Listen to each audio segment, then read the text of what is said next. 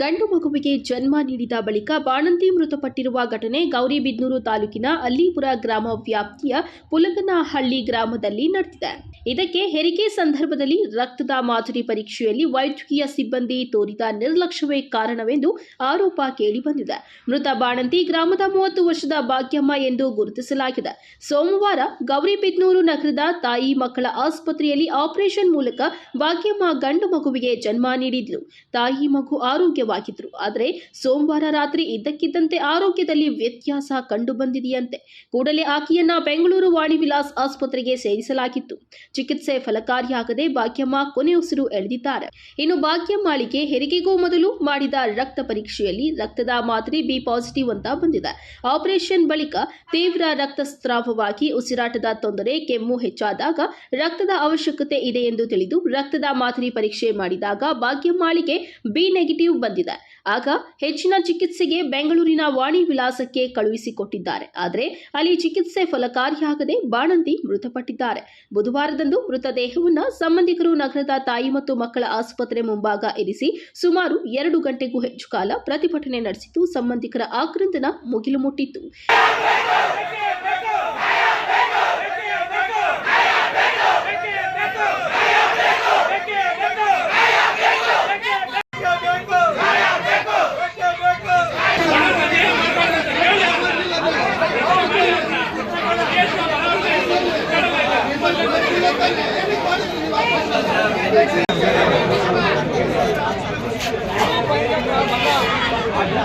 ಗಂಡನಿಗೆ ಸೋಮವಾರ ಮದುವೆ ಮಾಡ್ಕೊಂಡು 3 ವರ್ಷ ಆಗಿತ್ತು.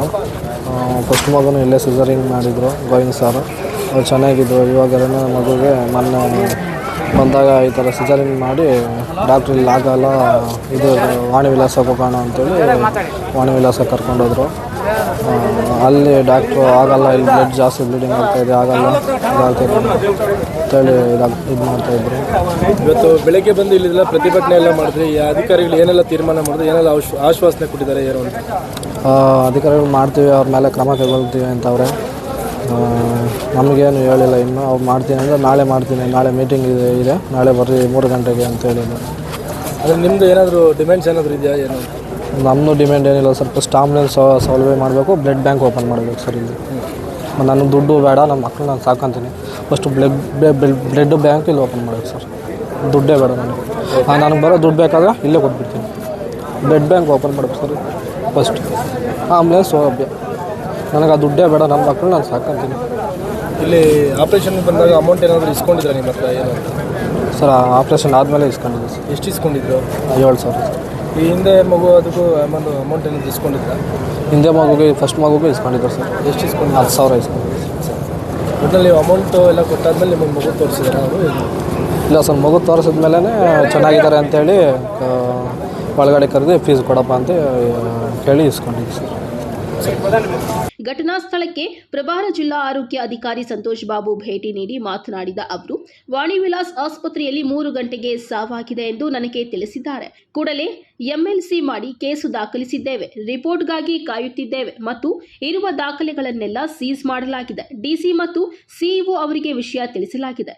ರಾಜ್ಯದಿಂದಲೂ ತನಿಖೆ ನಡೆಸುತ್ತಿದ್ದಾರೆ ಎಂದು ಹೇಳಿದ್ದಾರೆ. ಪ್ರತಿಭಟನಾ ಸ್ಥಳಕ್ಕೆ ಡಿವೈಎಸ್ಪಿ ಶಿವಕುಮಾರ್, ಪ್ರಭಾರ ತಾಲೂಕು ಆರೋಗ್ಯಾಧಿಕಾರಿ ಹೇಮಾ, ಉಪ ತಹಸೀಲ್ದಾರ್ ಆಶಾ, ಆಸ್ಪತ್ರೆಯ ಆಡಳಿತ ವೈದ್ಯಾಧಿಕಾರಿ ಲಕ್ಷ್ಮೀಕಾಂತ್, ವೃತ್ತ ನಿರೀಕ್ಷಕ KP Satyanarayan, PSI Gopal, PSI Ramesh Guggari, police ಸಿಬ್ಬಂದಿಗಳು ಮುಂತಾದವರು ಹಾಜರಿದ್ದರು. KP Sameerachari, MMTV news, Gauribidanur.